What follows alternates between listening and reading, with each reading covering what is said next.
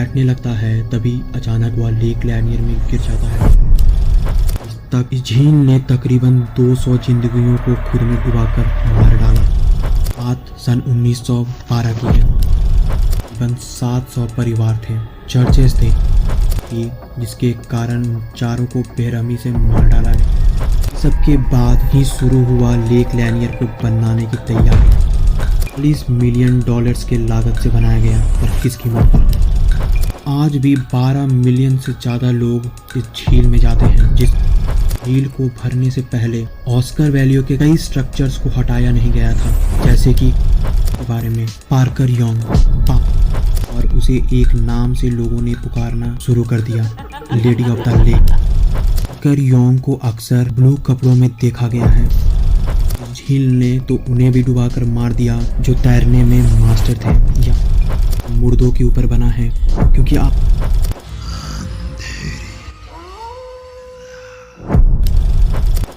US के Georgia में 73 साल का मैथ्यू मायो अपनी पत्नी के साथ फिशिंग करता हुआ लेक लैनियर पर एंजॉय कर रहा होता है। पर जैसे ही वह अपनी छोटी बेस बोट की सीट पर बैठने लगता है तभी अचानक वह लेक लैनियर में गिर जाता है।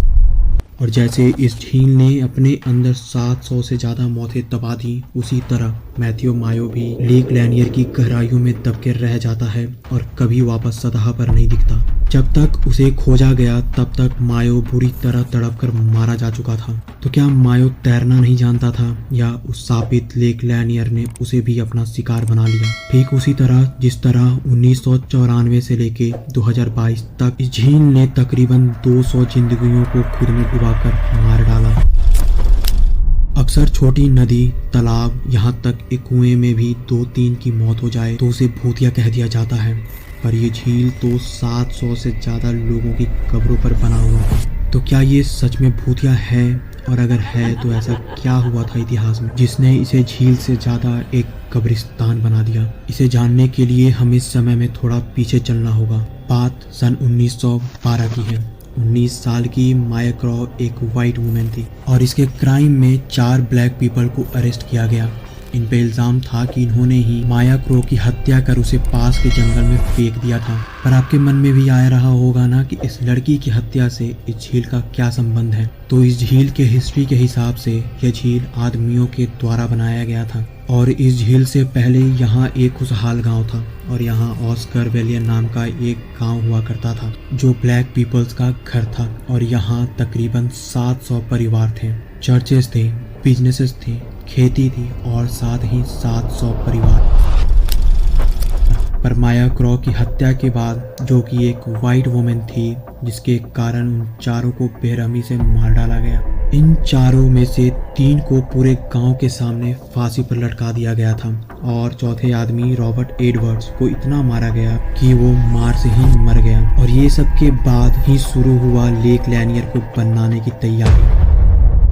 तकरीबन 1000 लोगों को बेघर बना दिया गया और लगभग 56,000 एकड़ जमीन ऑस्कर वैलियों से खरीद लिया गया। अब शुरुआत हुई लेक लैनियर की, जिसे 45 मिलियन डॉलर्स के लागत से बनाया गया, पर किस कीमत पर? कई लोगों को बेघर बनाने के बाद और 700 परिवार को उजाड़ने के बाद इस श्रापित झील को बनाकर 1950 में तैयार कर दिया गया। और इसी विनाशकारी इतिहास के कारण यह झील हॉन्टेड कहलाने लगा, और आगे इसे हॉन्टेड बनाए रखने में कई सारी कॉन्स्पिरेसी थ्योरीज ने मदद की। और यहाँ आज भी 12 मिलियन से ज़्यादा लोग इस झील में जाते हैं, जिसके कारण यहाँ एक्सीडेंट्स और डूबकर मरने वालों की संख्या बढ़ती जा रही है। और ऐसा होता रहा है क्योंकि इस झील को भरने से पहले ऑस्कर वैल्यू के कई स्ट्रक्चर्स को हटाया नहीं गया था, जैसे कि कब्रिस्तान और पुरानी स्कूल की बिल्डिंग्स। आप सोच कर देखिए, एक झील जो कब्रिस्तान को अपने अंदर बसा कर रखा है। सुनने में ही डरावना है ना? तो क्या यही वजह थी मैथ्यू मायो के डूब कर मरने की? क्या सच में वो डूब कर मरा था, या इन बुरी आत्माओं ने उसे डुबाकर उसी झील में उसकी आत्मा को कैद कर दिया? इस झील के साथ कई सारे थ्योरीज हैं और सबके बारे में बात कर पाना संभव नहीं, पर एक प्रमुख थ्योरी है एक लड़की के बारे में, पार्कर यंग। बात 1958 की है। दो यंग लड़की डेलिया मे पार्कर योंग और सुसी रॉबर्ट्स, इन दोनों लड़कियों की मौत उसी झील में ब्रिज से गिरकर हो गई थी। बाद में दोनों में से एक लड़की की आत्मा को देखने का दावा किया गया, जिसमें से पार्कर योंग उस झील को हॉन्ट करने लगी और उसे एक नाम से लोगों ने पुकारना शुरू कर दिया, लेडी ऑफ द लेक। लोगों ने दावा किया है कि पार्कर योंग यानी लेडी ऑफ द लेक की आत्मा विजिटर्स को पानी के अंदर खींच लेती है और उसे डुबाकर उसके शरीर से जान निकाल देती है। पार्कर योंग को अक्सर ब्लू कपड़ों में देखा गया है, पर इसके बावजूद लोग इस झील के पास जाते हैं और एंजॉय करते हैं। कोई इसे नॉर्मल झील मानता है तो कोई भूतिया। इस झील ने कई लोगों की जान ली है और तो और इस झील ने तो उन्हें भी डुबाकर मार दिया जो तैरने में मास्टर थे, यानी स्कूबा डाइवर्स, जिन्हें तैरने में महारत हासिल होती है और तो और इनके पास ऑक्सीजन की पूरी सिलेंडर होती है। पर इस झील में कई सारे स्कूबा डाइवर्स की भी मौत हुई है। कई स्कूबा डाइवर्स डूबकर मर भी गए और जो बचे उन्होंने बताया था कि उस झील का पानी का डेंसिटी बहुत ज्यादा है और ऐसा लगता है जैसे कोई उन्हें खींच रहा हो और वे सब बड़ी मुश्किल से सतह पर लौट पाते हैं। उन्होंने बताया जहां की बाकी झीलों में वह सतह पर तुरंत लौट सकते हैं और कम एनर्जी और ऑक्सीजन खत्म किए बिना, वहीं लेक लैनियर में उन्हें काफी एनर्जी और ऑक्सीजन लगती है वापस सतह पर आने में। तो क्या आप जाना चाहेंगे ऐसे लेक में जो मुर्दों के ऊपर बना है, क्योंकि आज भी लोग वहां जाकर एंजॉय करते हैं। तो आपको क्या लगता है, क्या ये सच में राबित है या बस ये एक मिथ है? आपका क्या मानना है कमेंट में जरूर बताइएगा।